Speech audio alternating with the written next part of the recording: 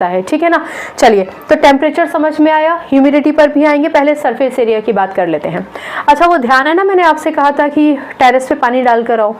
तो अगर मान लीजिए कि आप अपने टेरेस या किसी जगह जहाँ पर धूप आ रही है वहाँ पानी एक टब में डाल दीजिए। टब का क्या मतलब है? एक छोटा सा क्षेत्र, सरफेस एरिया कम हुआ ना, और उतना ही पानी जितना आपने टब में डाला है उतना ही पानी आप छत पर, टेरेस पर, आंगन में डाल दीजिए जहां धूप आती है। ये दोनों ही चीज़ें, टब और नॉर्मल पानी जो आपने बिखेर दिया है वो दोनों सेम धूप में होनी चाहिए। यानी ऐसा नहीं कि आप एक शेड में डाल दें और एक धूप में डाल दें।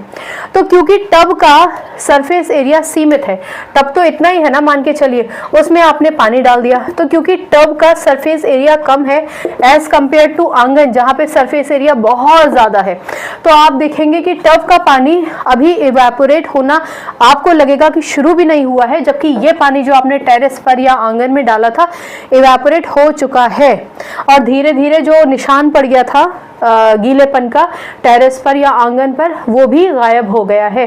जबकि टब का पानी हो सकता है कि आपको 5-6 घंटे के बाद भी उसमें थोड़ा पानी आपको सतह पर मिल जाए। इसका क्या मतलब हुआ? इसका मतलब ये हुआ कि सरफेस एरिया बढ़ जाता है, इवेपोरेशन जल्दी होता है। सरफेस एरिया कम है, इवेपोरेशन देर से होगा। आपने अक्सर सुना होगा मम्मी से कि अगर छुट्टी वाले दिन आपसे वो कहती होंगी जाओ छत पर कपड़े डालकर आ जाओ सूखने के लिए, लेकिन ध्यान रखो कि फैला कर डालना।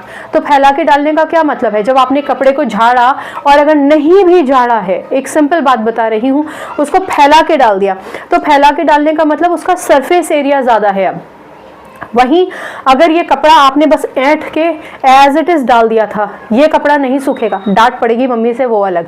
इसलिए जब मम्मी कहती है कि कपड़ा सुखाने के लिए डालो पर इसको खोल के डालना या इसको फैला के डालना, क्योंकि सरफेस एरिया ज़्यादा है। सरफेस एरिया ज़्यादा होने की वजह से सूरज की रोशनी हर एक कोने के वाटर पार्टिकल को इन्फ्लुएंस करती है, अफेक्ट करती है, जिसकी वजह से वो पार्टिकल अपने बीच का फोर्स ऑफ अट्रैक्शन तोड़कर एक अच्छी काइनेटिक एनर्जी के साथ सीधे ऊपर चला जाता है, इवेपोरेट हो जाता है, गैस बन जाता है। जबकि सरफेस एरिया कम होने की वजह से सूरज की रोशनी ऊपर की सतह पे आएगी। पहले ऊपर की सतह का पानी इवेपोरेट होगा, फिर नीचे की सतह पर फर्क पड़ेगा, फिर ये इवेपोरेट होगा, फिर नीचे की सतह पर फर्क पड़ेगा, फिर ये इवेपोरेट होगा। ठीक है ना? आगे बात समझ में, सरफेस एरिया कितना इंपॉर्टेंट रोल प्ले करता है। अब तीसरा आ जाता है ह्यूमिडिटी।